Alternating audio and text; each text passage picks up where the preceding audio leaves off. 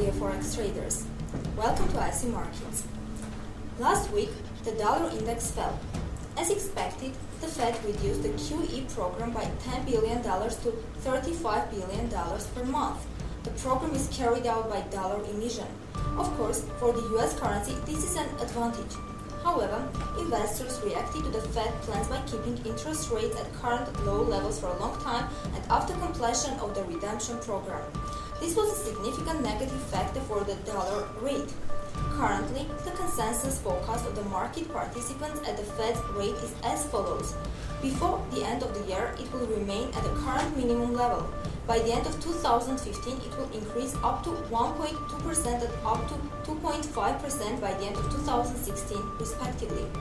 The next increase in rates is expected only in the second half of the next year. An additional negative factor was the reduction of the Fed forecast of the US GDP growth in 2014 to 2.1 to 2.3% from 2.9% as previously estimated. Last week there was no particularly important economic information in the EU. However, the significant British pound strengthening should be noted. The Forex market participants believe that the Bank of England interest rate may be increased much earlier than Fed rate. For this reason, on Friday, the Canadian dollar strengthened after the considerable May inflation growth. According to this fact, the probability of the rate growth in Canada increases. This week, the main macroeconomic data in the US are released on Wednesday. That will be durable goods orders in May and the first quarter GDP in the third reading.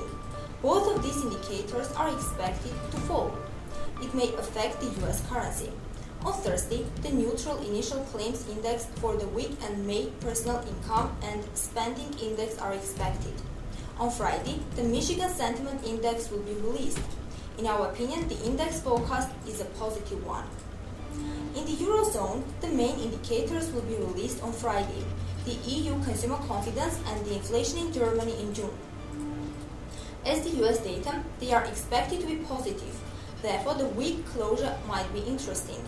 Concerning the other currencies, we want to point out the June inflation in Japan, which will be published at Thursday night and can weaken the yen, if it coincides with a moderately negative outlook.